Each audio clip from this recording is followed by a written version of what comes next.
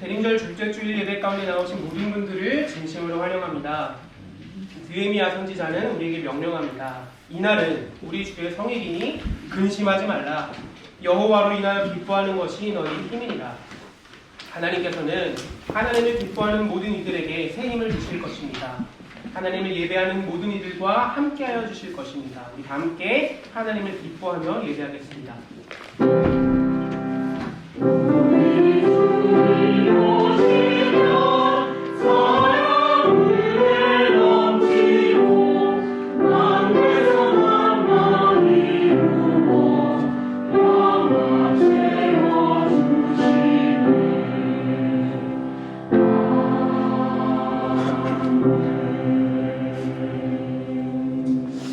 우리를 돌보시는 하나님, 지난 한 주 동안 하나님께서 베푸신 사랑으로 인하여 살아온 우리가 오늘 이 자리에서 하나님을 예배하기 위하여 함께 모였습니다. 우리의 모든 삶 가운데 함께 하신 하나님의 신실하심에 감사합니다.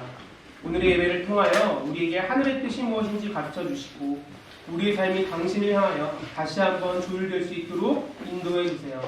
예수 그리스도의 이름으로 기도합니다. 아멘. 우리 다 함께 자리에서 일어나셔서 찬송가 25장 면류관 벗어서 함께 찬송하시겠습니다.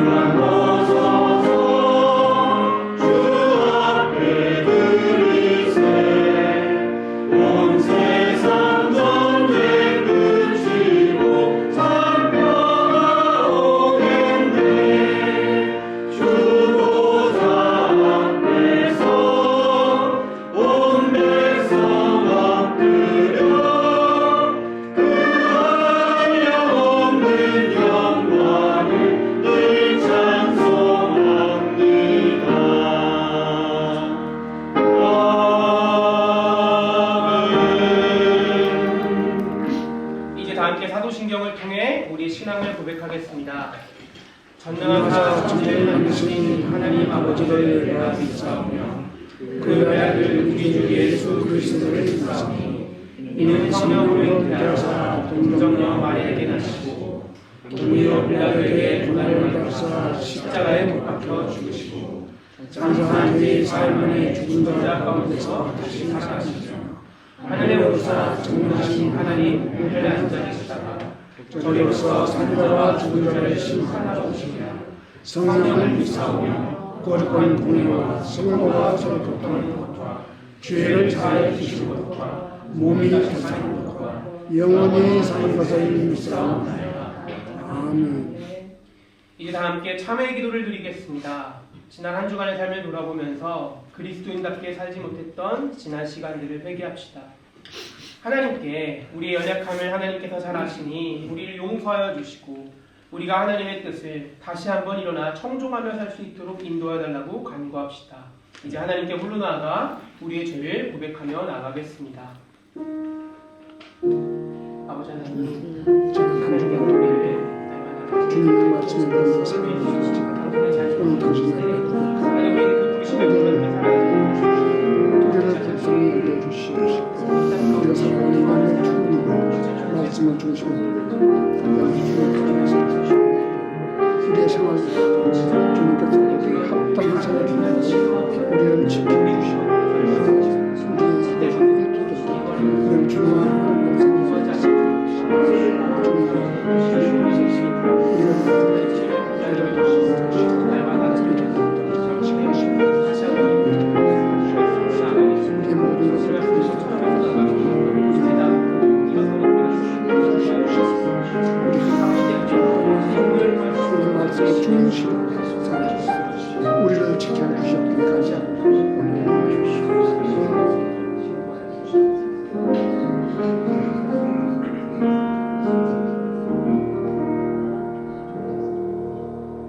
누가 능히 하나님께서 택하신 자들을 고발하리요. 의롭다 하신 이는 하나님이시니 누가 정죄하리요. 죽으실 뿐 아니라 다시 살아나신 이는 그리스도 예수시니 그는 하나님 우편에 계신 자요 우리를 위하여 간구하시는 자신이라. 이제 자리에 앉으시겠습니다. 이제 다 함께 성시를 교독하겠습니다. 오늘의 교독문은 교독문 116번 이사야 11장 1절부터 10절까지입니다.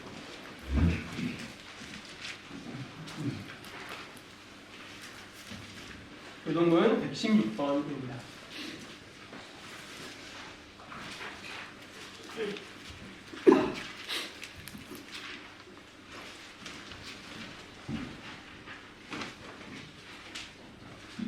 이제 교독하겠습니다. 이새 줄기에서 한 싹이 나며 그 뿌리에서 한 가지가 나서 결실할 것이요. 그의 여호와의 기가 곧 지혜와 총명의 영이요 노력과 정의의 영이요 지식과 여호와를 경외하는 영이 강림하시리니 그가 여호와를 경외함으로 즐거움을 삼을 것이며 그의 눈에 보이는 대로 심판하지 아니하며 그의 귀에 들리는 대로 판단하지 아니하며 공의로 가난한 자를 심판하며 정직으로 세상의 겸손한 자를 판단할 것이며 그의 입에 막대기로 세상을 치며 그의 입술의 기운으로 악인을 죽일 것이며 공의로 그의 허리를 삼으며 성실로 그의 몸의 띠를 삼으라. 그때에 이리가 어린 양과 함께 살며 표범이 어린 염소와 함께 누우며 송아지와 어린 사자와 살찐 짐승이 함께 있어 어린아이에게 끌리며 암소와 곰이 함께 먹으며 그것들의 새끼가 함께 엎드리며 사자가 소처럼 풀을 먹을 것이며 젖먹는 아이가 독사의 봉에서 장난하며 젖된 어린아이가 독사의 굴에 손을 넣을 것이라.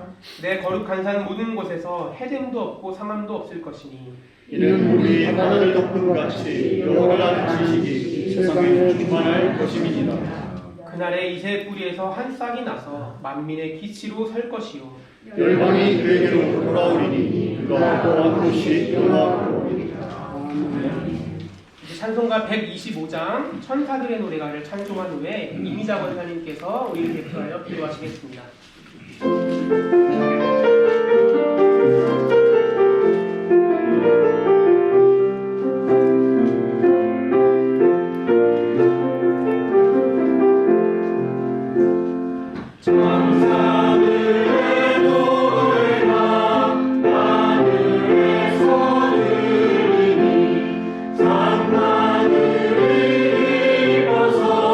내 아리 쳐올린다.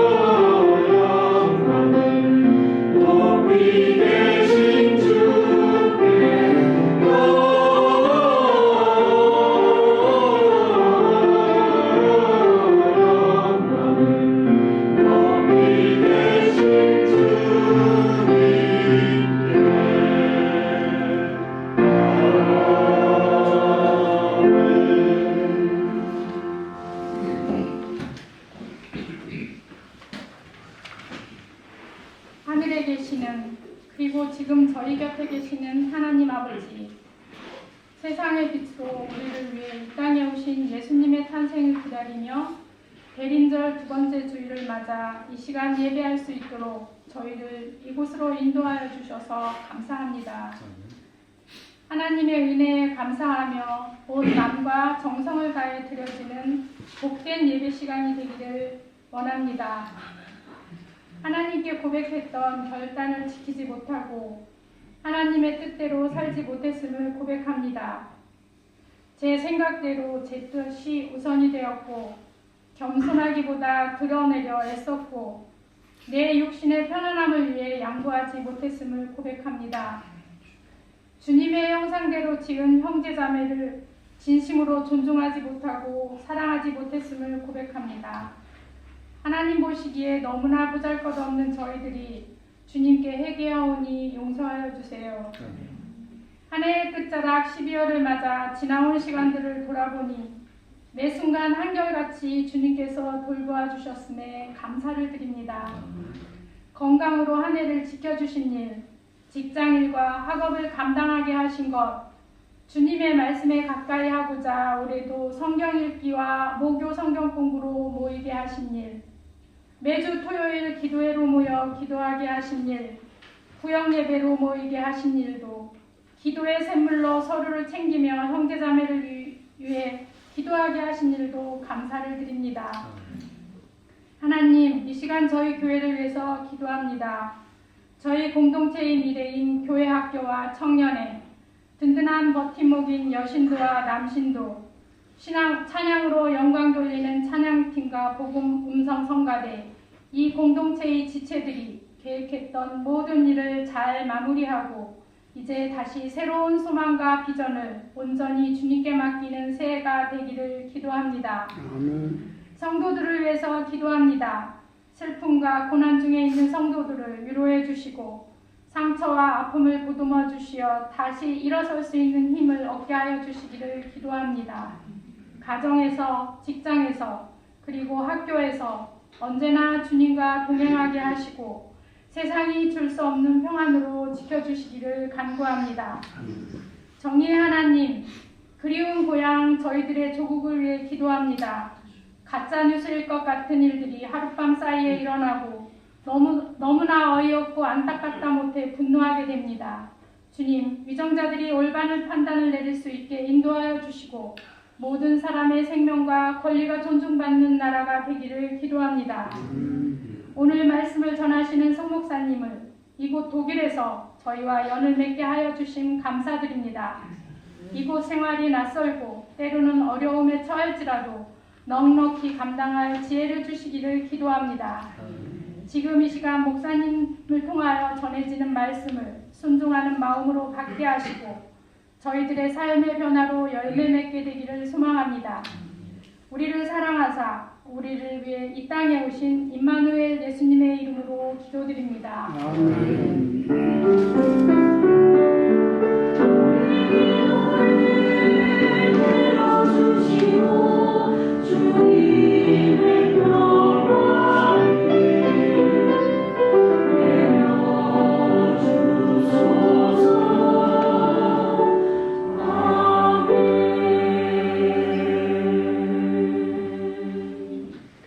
오늘 하나님께서 우리에게 주시는 말씀은 요한복음 13장 1절부터 7절까지의 말씀입니다.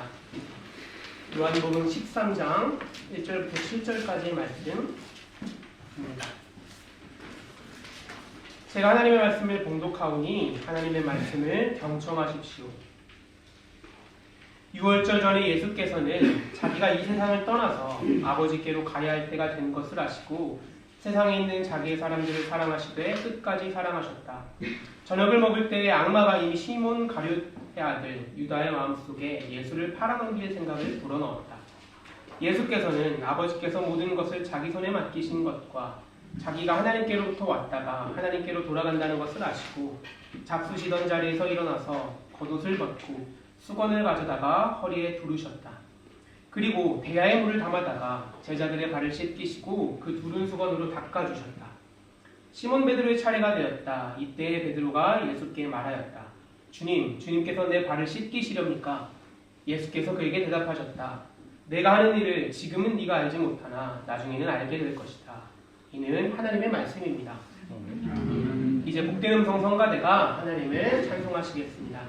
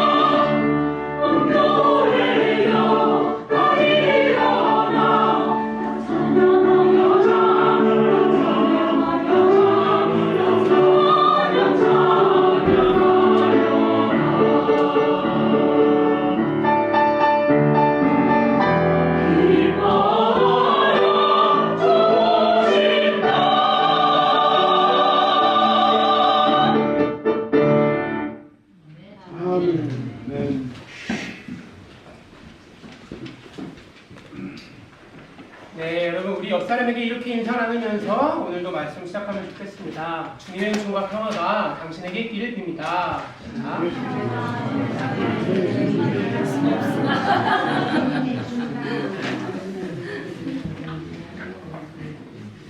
네, 여러분 저는 아직 초보 목사, 아기 목사이기 때문에 이런 말을 할 위치는 아닌데요. 근데 이제 제가 한 가지 아쉬운 게 있는 게 이제 절기 찬송이 많이 없거든요. 대림절 때 부를 만한 노래가 별로 없습니다. 그래서 이제 저희는 보통 오늘 저희 찬양팀이 했던 것처럼 성탄 찬양을 이제 그 의미를 생각하면서 대림절에 부르는데 오늘 복된 음성 성가대가 기뻐하라 주 오신다라고 기쁘다 구주 오셨네가 아니라 이렇게 바꿔서 찬양하셨잖아요. 이제 우리의 기다림을 이렇게 우리 기다림이 어떤 소망을 담고 있는지 아름답게 노래해 주셔서 진심으로 감사합니다. 네, 여러분 우리는 지난주 기다림의 절기로부터 시작되는 교회력의 새해를 맞이하면서 주님께서 오신다라는 것이 우리의 희망의 근거라는 것을 살펴보았습니다. 지금까지의 상황, 우리가 파악하고 있는 상황으로부터 미래가 오는 것이 아니라 주님께서 다스리시는 미래가 온다. 그것이 우리가 가질 수 있는 희망의 근거라는 것을 살펴보았습니다. 그래서 우리는 부정적으로 채색된 과거가 아니라 주님의 약속으로부터 오늘을 바라봐야 하고 지금까지 나에게 일어난 일이 아니라 앞으로 주님께서 가지고 오실 그 미래를 가지고 오늘 하루를 살아내야 한다고 나누었습니다. 동시에 우리는 다가올 미래를 수동적으로 기다리는 것만이 아니라 우리가 가진 희망, 우리가 소망하는 바를 매일의 삶 가운데 실천하면서 살아야 된다는 것 또한 다짐했습니다. 하지만 한 가지 더 살펴봐야 할 것이 있는데요. 이 기다림의 절기 가운데 우리가 그렇게 산다는 것이 결코 쉽지 않다는 겁니다. 그래서 오늘의 본문은 그 좁은 길을 향해 우리 모두가 걸어가고 있는데 그 길을 걸어가는 우리에게 하나님께서 무엇을 허락하셨는지를 다루고 있습니다. 그것은 바로 우리의 교회입니다. 그렇습니다. 하나님께서는 자신을 믿고 따르는 그 고단한 길을 함께 걸어나갈 공동체를 우리 가운데 허락하여 주셨습니다. 여러분, 사실 성경은요, 창세기의 시작부터 그러한 청사진, 공동체로서 우리 기독교인들이 함께 존재한다는 것을 창세기 때부터 그 청사진을 제시하고 있습니다. 오늘도 여러분들께 한 가지 질문을 드리겠습니다. 대답은 안 하셔도 되고요. 하나님께서 세상을 창조하시고 나서 여러분 아시죠? 보시기에 좋았더라. 보시기에 좋았더라 반복해서 말씀하세요. 하나님의 긍정이 반복됩니다. 그러다가 하나님께서 처음으로 좋지 않다라고 말씀하신 구절이 나오는데요. 그 구절이 혹시 어디에 나오는지 아십니까? 무엇을 보고 하나님께서 그렇게 말씀하셨을까요? 네? 누군가 말씀하시는데 네, 제가 말씀드리면 하나님께서 만드신 세상을 보면서 좋다고 보기 너무 아름답다고 말씀하시다가 사람이 혼자 있는 것을 보고 좋지 않다고 말씀하셨어요. 사람이 혼자 있는 것을 하나님께서는 좋지 않다고 말씀하신 겁니다. 그건 바로 창세기 2장 18절이 이렇게 나옵니다. 주 하나님이 말씀하셨다. 남자가 혼자 있는 것이 좋지 않으니 그를 돕는 사람 곧 그에게 알맞은 짝을 만들어주겠다. 성경은 하나님께서 사람이 혼자 있는 것이 좋지 않다고 생각하셨다고 우리에게 그렇게 이야기를 건네고 있습니다. 그래서 하나님께서는 성경에 따르면 그를 재우시고 그 갈빗뼈를 취해 여자를 창조했다고 그렇게 이야기를 전해줍니다. 여자가 남자의 갈빗뼈로 창조됐다는 창세기 이야기는요, 우리에게 큰 울림을 가져다 주는 것이 사실입니다. 성경은 우리에게 이런 얘기를 하는 것 같아요. 인간은 서로에게 속한 존재라고 말해주는 것 같습니다. 그래서 우리는 너 없이는 나도 없고 나 없이는 너도 없다. 우리는 그렇게 더불어 살아갈 수밖에 없는 존재라는 것을 성경은 우리에게 말하고 있는 것만 같습니다. 그렇게 인간은 혼자서 동떨어져서 살아가는 존재가 아니라 우리 옆에 형제 자매들과 함께 더불어 살아가는 존재, 보다 정확하게 말하자면 서로를 의지하고 서로에게 길을 언덕이 되어주면서 서로의 힘이 되어주면서 살아가는 존재가 인간이라고 성경은 말하고 있습니다. 그러니까 성경에서 말하는 인간이란 다른 이들을 위한 존재인 겁니다. 우리는 그리고 그 사실을 참 인간이셨던 예수 그리스도 통해서 알 수 있습니다. 그리스도의 삶을 요약하면 철저하게 다른 이들을 사셨던 존재잖아요. 우린 참 인간인 예수에게서 바로 우리의 그러한 인간됨에 대해서도 살펴볼 수 있습니다. 이러한 배경을 가지고 오늘의 본문을 살펴보겠습니다. 누군가의 인생에서 만약에 그 사람이 무엇을 제일 중요하게 생각하는지를 살펴보기 위해서는요, 이제 한 가지 방법이 있습니다. 하시는 방법이. 그건 뭐냐면 다음의 질문을 그 사람에게 건네는 건데요. 만약 당신이 내일 죽게 된다면 당신은 무엇을 하시겠습니까? 하고 묻는 거예요. 그렇게 물을 때 제가 오늘 먹지 못한 음식, 제가 뭔가 실수했던 것, 그런 것들이 아니라 우리는 인생에서 가장 중요한 것을 우리가 행할 겁니다. 가족들을 앞에 두고 사랑한다고 고백한다든지 우리가 그동안 너무나도 후회가 됐던 일들을 이렇게 해결한다든지 아마 그러지 않을까요? 그래서 누군가는 가족들과 시간을 보낼 거고 사랑하는 사람들에게 마음을 표현하기도 할 거고 누군가는 홀로 있는 이들에게 찾아가서 그의 벗이 되어주기도 할 거고 누군가는 자신의 삶을 조용히 정리하는 시간도 가질 겁니다. 무엇이 되었든지 간에 그 모든 일들이 마지막 날 행하는 것이기 때문에 그에게 가장 중요한 일인 것만큼은 틀림이 없습니다. 여러분, 그렇다면 예수님에게 가장 중요한 일은 무엇이었을까요? 예수님께 이렇게 물어보고 싶어요. 당신은 마지막 날 무엇을 하시겠습니까? 하지만 우리는 성경을 통해서 이미 그 답을 알고 있습니다. 오늘의 본문 1절에 나오는데요. 6월절 전에라는 표현이 꼭 그와 같은 질문을 예수님에게 건넨 것만 같습니다. 왜냐하면 우리는 이렇게 고백하잖아요. 예수님의 죽음을 모든 사람들의 죄를 위하여 드려진 희생자라 제사라고 얘기합니다. 그렇게 우리는 예수님을 어린 양이라고 고백하죠. 그렇기 때문에 6월절이 다가오는 것은 6월절 날 어린 양을 제사로 바치기 때문에 6월절 전에 라는 표현은 곧 다가올 예수 그리스도의 죽음을 암시하는 것처럼 보입니다. 그렇기 때문에 6월절 전에라는 표현은 예수님에게 이런 질문을 드린 것과 같습니다. 당신은 마지막 날 무엇을 하시겠습니까? 그리고 오늘의 본문은 예수님께서 죽음에 임박하여서 자신에게 가장 중요한 일이 무엇이었는지 그것을 행하는 모습을 우리에게 보여주고 있습니다. 예수님께서는 자신에게 주어진 시간이 많지 않다는 것을 아셨고요. 그래서 제자들과 식사를 하기로 정하셨습니다. 참으로 소박하죠? 제자들과 식사를 하면서 아마 이런저런 그런저런 이야기를 나누셨을 겁니다. 그렇게 제자들과 함께 떡을 떼고 포도주를 나누면서 이런저런 이야기를 나누시다가 그렇게 만찬이 무르익어 가던 중에 예수님께서 제자들에게 이렇게 말씀하십니다. 내가 너희들의 발을 닦아주겠다라고 말입니다.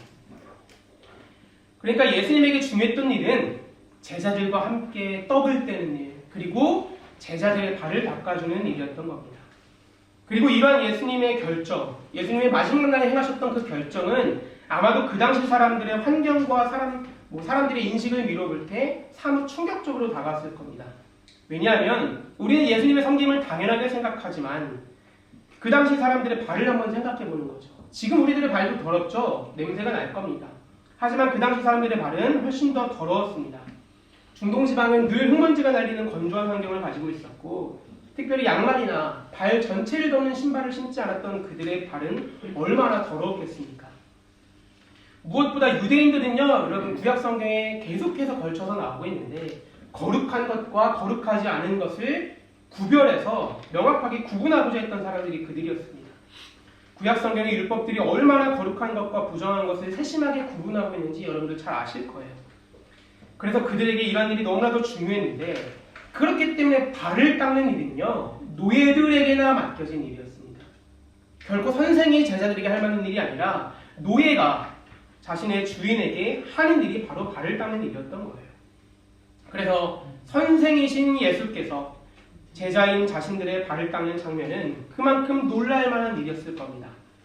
여기서 더 중요한 것이 한 가지 있습니다. 한번 그 장면을 상상해 봅시다. 제가 이제 주일학교 어린이들한테도 한번 보여줬는데요.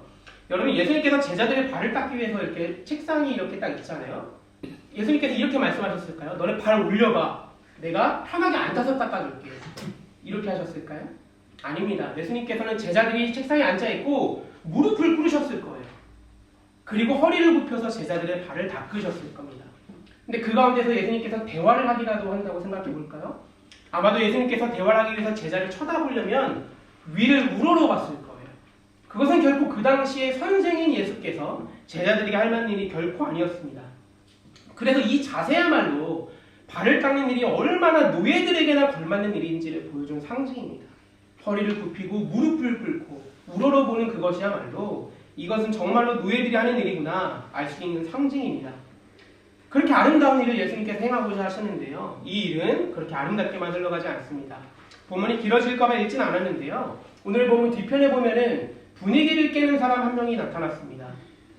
베드로는 자신의 발을 닦으려는 예수님에게 그럴 수 없습니다 이렇게 얘기합니다. 뒤이어 예수님께서 베드로가 거절했음에도 불구하고 계속 묵묵히 발을 닦으시자 베드로는 한술 더 떠서 저의 몸을 닦아주세요. 그러면 발뿐만 아니라 저의 몸까지 닦아주세요. 그렇게 베드로는 이야기합니다. 게다가 여러분 오늘의 이야기에는 이제 정확하게 나타나 있지 않은데요. 오늘의 이야기가 똑같이 기록되어 있는 마가복음, 그런 다른 시선으로 적혀있는 마가복음을 살펴보면 예수님께서는 제자들의 발을 닦는 이 시간에 자신을 팔아넘길 제자가 누구인지 알고 계셨던 것으로 나옵니다. 마가복음에서. 그러니까 그 순간은 3년 동안 동고동락하던 제자들의 발을 닦는데 제자 한 명은 몸까지 닦아달라고 무리한 요구를 하고 있고 그것이 결국 예수께서 할 만한 일이 아니었음에도 불구하고 그리고 다른 한 명의 제자는 3년 동안 동고동락하면서 하나님 나라에 대해서 배웠음에도 불구하고 그를 팔아넘길 생각을 하고 있었고 예수님께서는 그것을 알고 있었던 것으로 나옵니다. 그럼에도 불구하고 예수님께서는 제자들의 발을 닦기로 묵묵히 그렇게 결정하셨다는 겁니다. 여러분 우리는 예수님의 모습을 바라보면서 하나님의 나라, 우리가 늘 얘기하는 그 나라가 어떤 나라인지에 대해서 살펴볼 수 있습니다. 예수님께서 보여주신 하나님 나라의 모습은요, 선생이 제자 위에 군림하고 주인이 종을 억압하는 나라가 아닙니다. 하나님 나라에서는 선생이 더 낮은 곳을 자처하면서 주인이 종을 섬기는 나라가 바로 하나님 나라입니다. 오늘 우리 교동문에서도 살펴보았고 지난주 설교에서 나눴던 이사야서 말씀에서 나눴던 얘기 있죠. 이사야는 이런 비전을 갖고 있었습니다. 이리와 어린 양이 함께 살면서 새끼 사자와 살찐 짐승이 함께 풀을 뜯고 암소와 곰이 서로 벗이 되는 그 꿈, 그리고 그 꿈은 제가 육식동물의 식성이 바뀌어야 된다고 말씀드렸잖아요. 그러한 이사야의 비전이 예수 그리스도에게서 나타나게 된 거예요. 힘이 아니라 섬김으로 세상을 다스리고 억압이 아니라 사랑으로 타인을 대하는 것이 바로 하나님 나라라는 것을 예수님께서는 그 마지막 날 몸소 보여주고 계셨던 겁니다. 여러분, 이 장면이 더 큰 울림을 주는 것은요, 어쩌면 그럴 수도 있잖아요.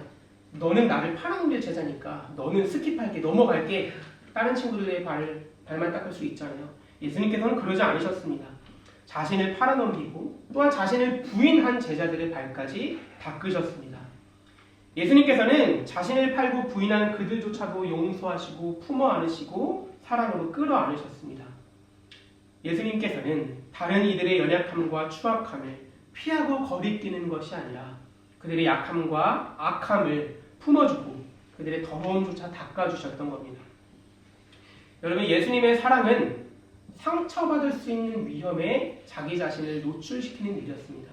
거절당할 수 있음에도 불구하고, 내가 이렇게 마음을 건네는데 이 마음이 배신당할 수 있음에도 불구하고, 그럼에도 불구하고 건넸던 것이 바로 예수님의 사랑이었던 거예요. 그게 우리에게 때로는 고통을 안겨줄 수 있다고 생각하고 심지어 우리의 마음을 무너지게 하겠지만 그럼에도 불구하고 하는 것, 그것이 예수 그리스도의 사랑이었습니다. 오늘의 본문에 나온 것처럼 자기 사람들을 사랑하실 때 끝까지 사랑하셨던 예수님의 사랑은 결코 말뿐인 사랑이 아니었던 겁니다.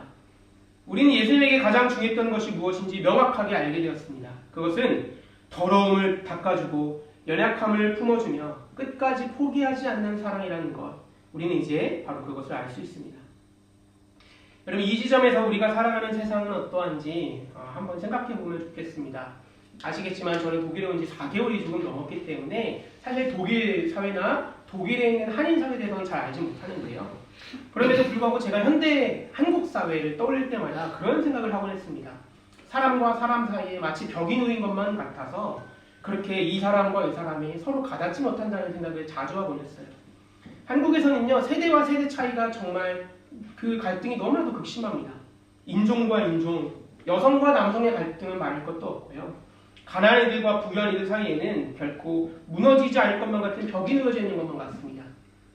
여러분, 제가 자랑스러운 일은 아닌데 제가 7살 때 서울에 있는 동대문구에 좀 가난한 지역에 살았거든요. 제가 그곳에 살았는데 과연 그렇게 동대문구에 사는 가난한 사람들과 강남의 테헤란로에 사는 청담동에 사는 사람들이 만날 수 있을까요? 저는 아마 그럴 수 없다고 생각합니다. 젊은 세대를 가르치려는 어른들과 그런 어른들을 꼰대라고 말하면서 귀 기울이지 않는 세대의 갈등, 몰상식한 행동들을 일삼는 이들과 다른 이들을 혐오하는 사람들, 그리고 말씀드렸듯이 가난한 동네에 사는 이들과 부유한 동네에 사는 이들은 아마도 만날 수 없는 것처럼 보입니다. 그래서 영화 기생충에서는요, 고인이 되신 이선균이 연기한 박사장이라는 역할이 있는데요, 그는 아내에게 이렇게 이야기합니다.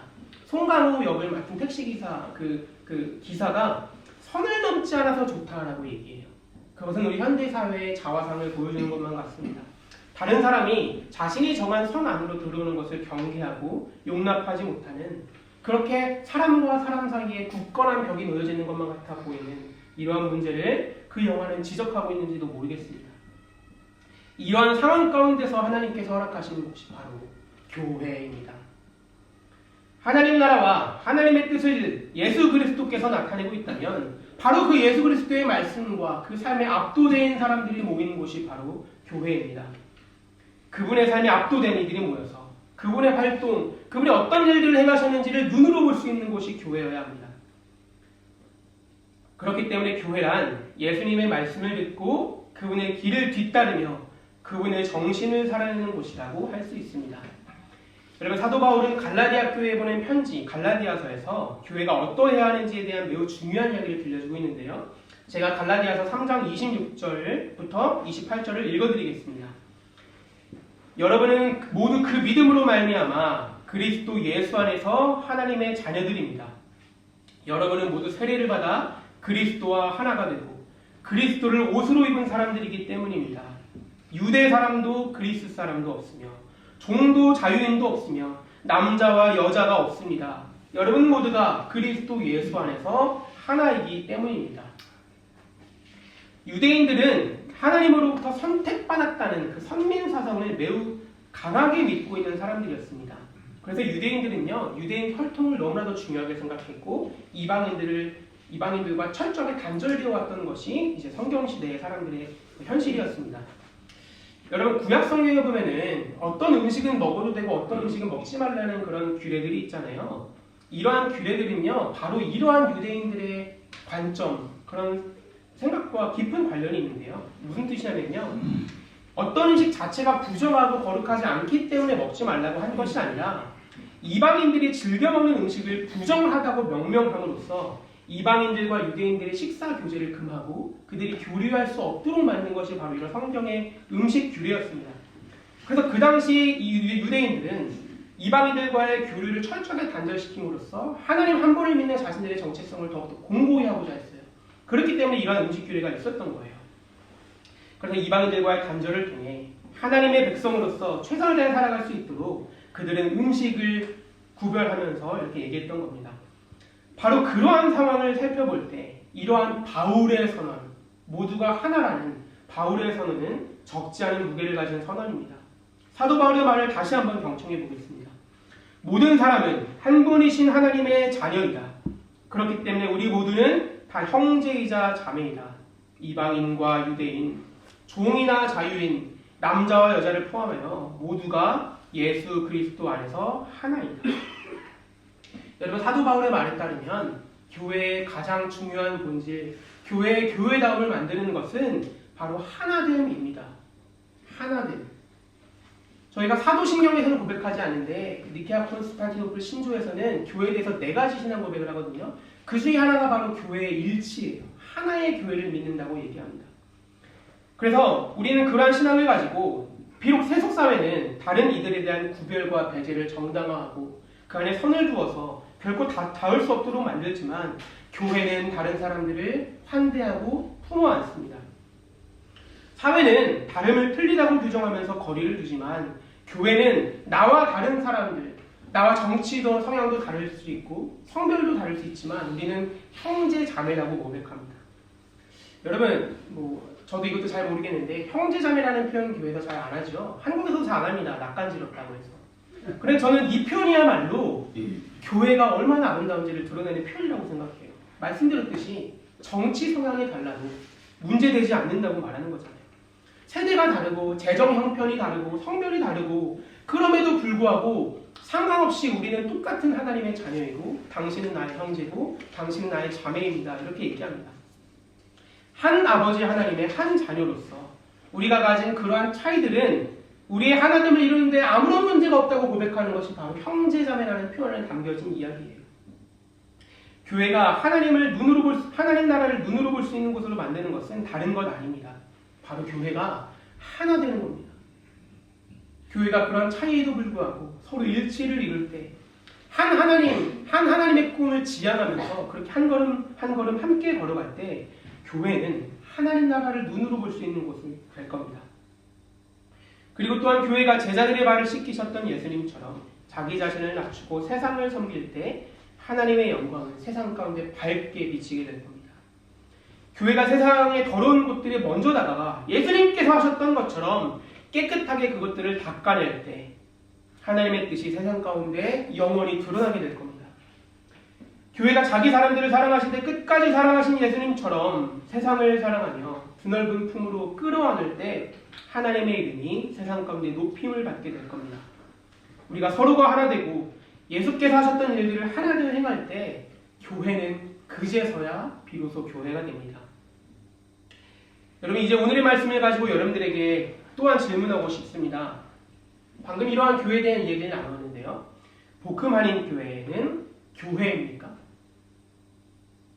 우리 여신도회와 남신도회, 청년부와 주일학교는 교회입니까? 서로가 하나됨을 향해서 그렇게 일치를 이루어가면서 살아가고 있습니까? 우리는 서로의 차이에도 불구하고 상관없이 서로를 존중하고 하나님의 형상으로 대하면서 그렇게 살아가고 있습니까? 교회는요, 말씀드렸듯이 예수 그리스도의 삶과 그분의 말씀에 압도된 사람들이 살아가는 곳입니다.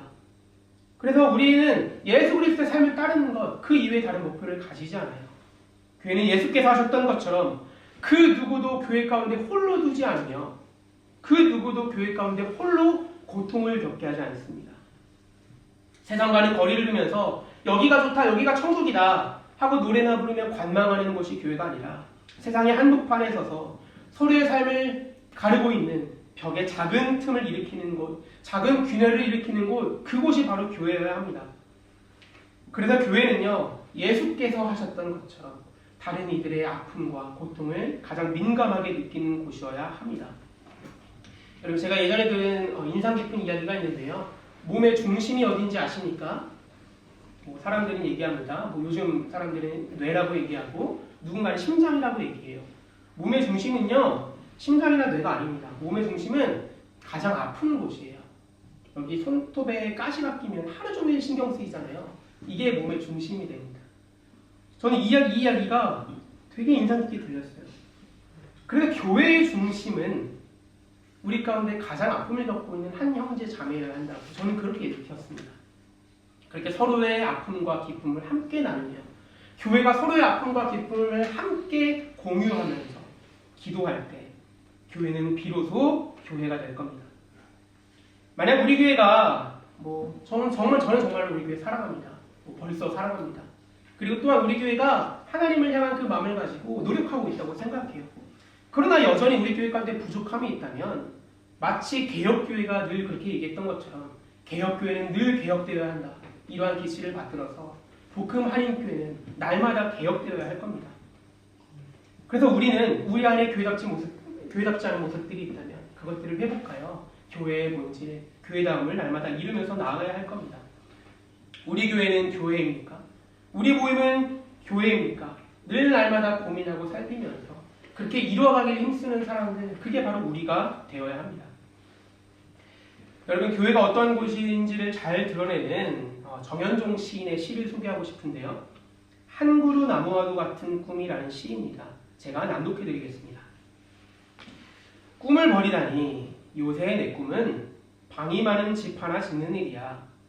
그래, 이 세상의 떠돌이와 건달들을 먹이고 재우고 이쁜 일탈자들과 이쁜 죄수들, 거꾸로 걸어다니는 사람과 서서 자는 사람, 눈 감고 보는 사람과 온몸으로 듣는 사람, 끌어안을 때는 팔이 엿가락처럼 늘어나는 사람, 발에 지평선을 감고 다니는 사람, 자동차 운전 못하는 사람, 원시주의자들, 말더듬이, 군뱅이, 우두커니, 하여간 그런 그악스럽지 못한 사람들을 먹이고 재울 수 있도록 방이 많은 집 하나 짓는 일이야.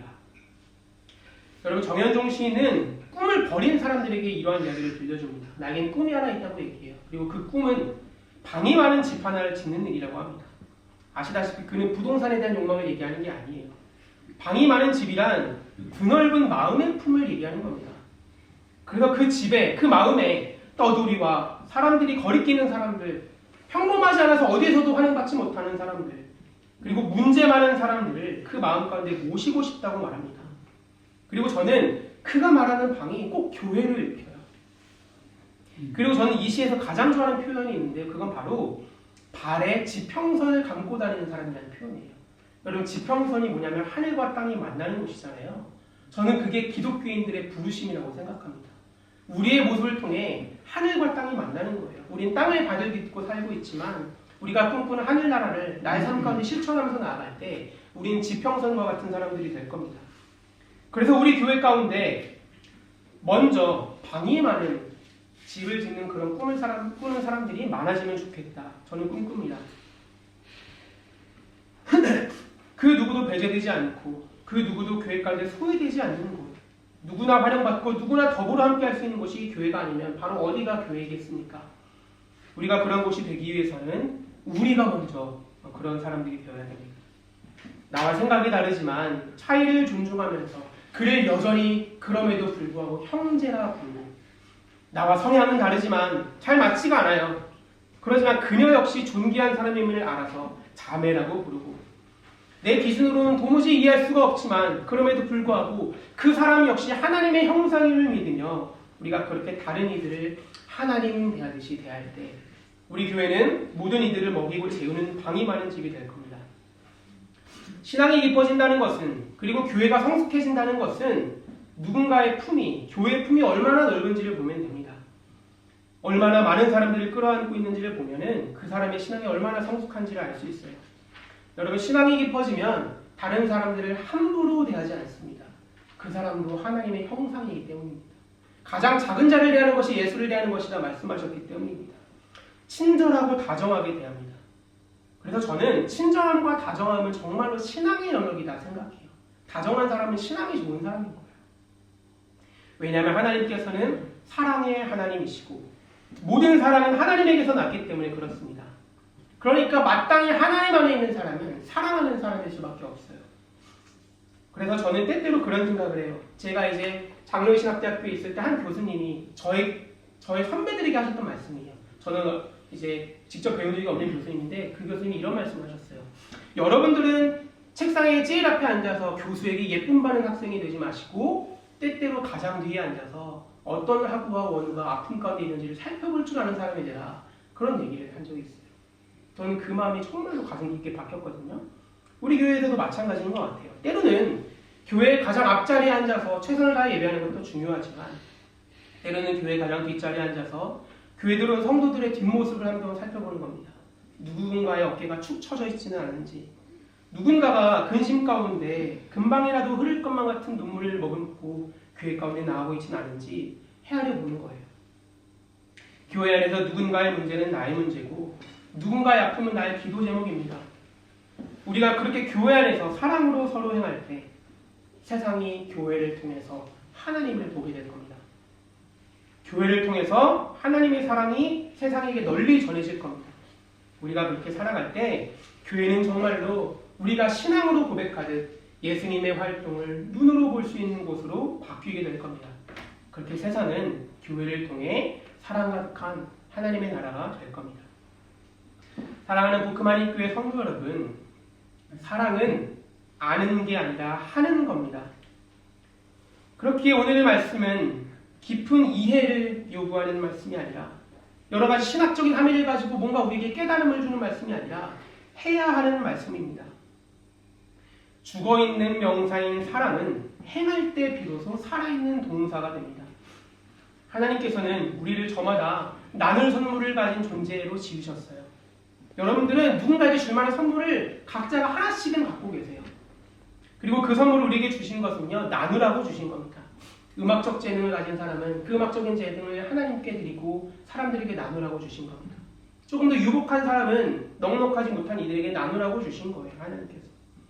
그래서 저는 교회 안에서 꼭 여러분만이 할 수 있는 일이 있다고 생각합니다. 여러분들은 하나님의 시선이 교회 가운데 어디에 머무는지 생각해 보시고 그것들을 한번 헤아려 보시고 실천하시길 바랍니다. 하나님의 발이 세상에 어디에 닿을지를 고민해 보시고 그곳에 여러분들의 발걸음이 닿도록 하시길 바랍니다. 하나님께서 누구에게 손 내미실지 헤아려 보시고 여러분들이 그 손을 먼저 사람들에게 내미시길 바랍니다. 여러분들 각자를 선물로서 교회와 세상에 나누십시오. 이 일은 하나님께서 교회 안에 있는 우리 모두에게 주신 하나님의 부르심입니다. 다른 이들에게 여러분들의 존재가 선물과 같은 사람이 되시길 바랍니다. 그렇게 날마다 세상 가운데, 교회 가운데 선물과 같은 존재가 되어 살아가는 여러분들이 되시기를 진심으로 기원합니다. 아멘. 오늘 우리에게 주신 말씀을 통해서 우리 함께 기도했으면 좋겠습니다. 교회력의 둘째 주를 마주하면서 하나님께서는 우리에게 함께 기다리는 공동체인 교회에 대해서 말씀해 주셨습니다. 우리 교회가 교회답지 못한 부분들이 있다면 우리 하나님께 회개합시다. 그리고 하나님께 우리 교회가 날마다 교회다운 교회로 세워질 수 있도록 인도해달라고 간구합시다. 우리가 서로의 다름에도 불구하고 날마다 하나됨을 이뤄갈 수 있도록, 그리하여 교회 안에서 그 누구도 홀로 있지 않으며 그 누구도 홀로 고통을 겪지 않고 우리 모두가 다른 이들의 아픔을 자신의 고통으로 수납하면서 함께 아파하며 기도할 수 있도록 인도해달라고 기도합시다. 하나님께서 우리를 저마다 나눌 선물을 가진 존재로 지으셨으니 내 한 몸 돌보고 건사하는 것이 우리의 목표가 아니라 구석진 곳에 있는 이들과 고통받고 있는 이들에게 다가가 우리의 존재가 그들에게 선물과 같이 될 수 있도록 인도해달라고 기도합시다. 그렇게 교회와 세상을 섬기는 우리 각자가 되게 달라고 우리 지금 이 시간 간절하게 하나님께 기도하시겠습니다. 기도하겠습니다. 하나님 당신께서는 우리를 선물과 같은 존재로 지으셨습니다. 하나님, 그런데 우리는 하나님께서 우리에게 나눠 주신 그 선물을 그저 단수하기 위해서 어쩌면 꽁꽁 싸매고 쓰는 것을 위해서 하나님 우리 교회 가운데 하나님 당신의 교회를 하셨습니다. 우리 교회 가운데 그 누구도 홀로 있지 아니하고 그 누구도 혼자 있지 아니하고 하나님 우리가 모여 하나님께 나와 교회 가운데 숨죽이며 살아가고 있습니다. 우리의 삶을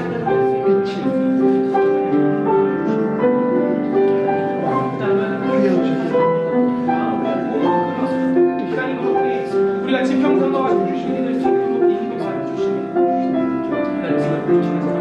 하나님께 머리 대신 하나님의 우리가 바로 그 하나님의 다양한 하나님마다 교회 가운데 세상 가운데 살아갈 수 있도록 하나님의 사랑을 하시고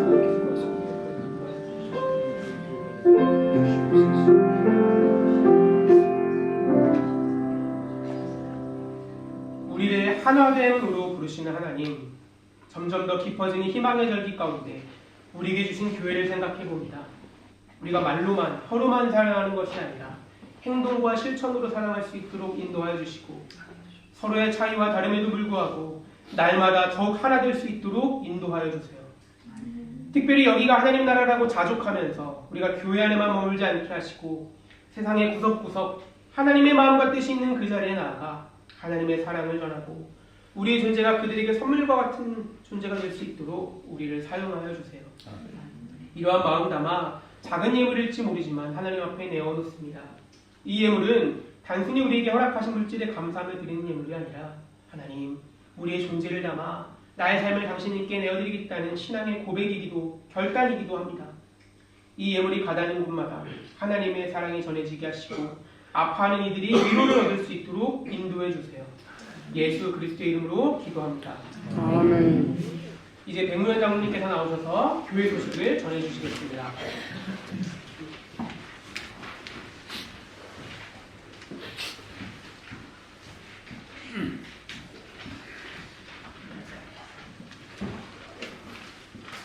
네, 오늘 대림절 두 번째 주일 예배에 참석하신 모든 성도님들을 주님의 이름으로 환영합니다.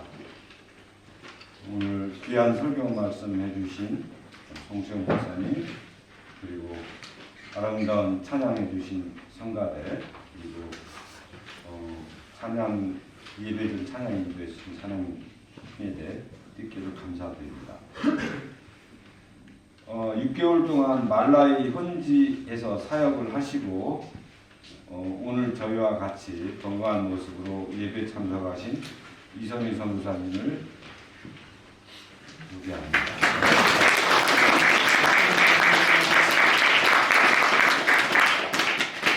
건강한 모습을 뵙게 돼서 반갑습니다.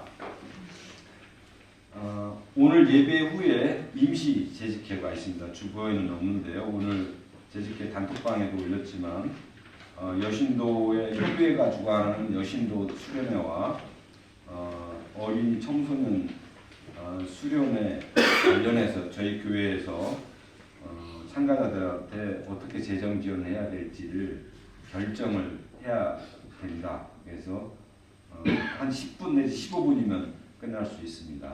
오늘 여신도에 분기 모임도 있습니다. 분기 모임 있기 전에 이 자리에서 간식 드시고 이 자리에서 회의를 갖도록 하겠습니다. 다음 주에 예배 후에는 2024년도 사업 결산 보고와 2025년도 사업 예산 계획 초안을 수립하기 위해 임원회로 모입니다. 시무집사 선거가 다음 주일에 마감됩니다. 아직 투표를 안 하신 분들은 기도하시고 결정하셔서 꼭 투표하여 주시기 바랍니다. 더불어 다음 주 예배 후에 시무집사 선거 개표가 진행될 예정입니다. 은혜 구역 예배가 12월 14일 15시에 서청명 집사님 댁에서 있겠습니다. 세례 받기를 원하시는 분들은 송수영 목사님께 신청하여 주시기 바랍니다. 12월 20일 성탄절 예배에 세례식이 있을 예정입니다. 2024년 사업 및 결산, 그 다음에 2025년 사업 및 예산 계획서는 오늘까지 제출하셔야 됩니다. 혹시 제출하지 못한 부서와 기관장님들은 오늘 저녁에라도 꼭 제출해 주시기 바랍니다. 54차 정기공동회 내년 1월 19일에 있는 공동회에 혹시 안건이 있으신 분들은 12월 22일까지 서면으로 김범철 장로님께 제출해 주시기 바랍니다. 기도의 샘물 기도 노트 작성자와 성경 통독 완독자는 카톡으로 받으신 링크를 통해 확인서를 제출하여 주셔야 되는데 12월 5일 날 마감이었죠. 그러니까 오늘은 이미 지났습니다. 혹시나 제가 볼 때는 늦은 것 같죠, 그죠? 12월 5일 마감됐습니다. 목요 성경 공부가 이번 주에도 목사님이 한국에 계신 관계로 휴강합니다.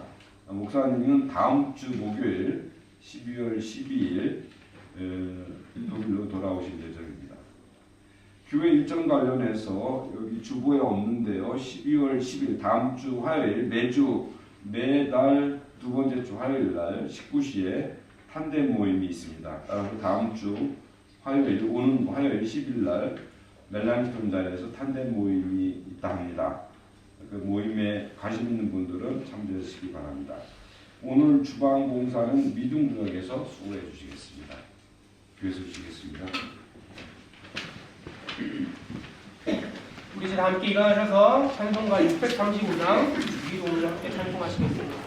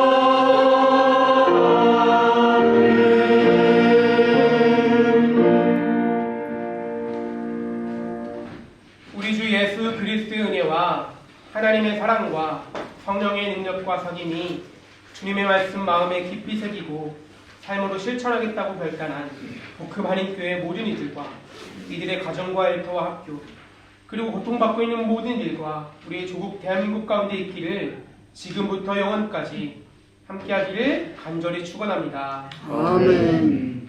아멘.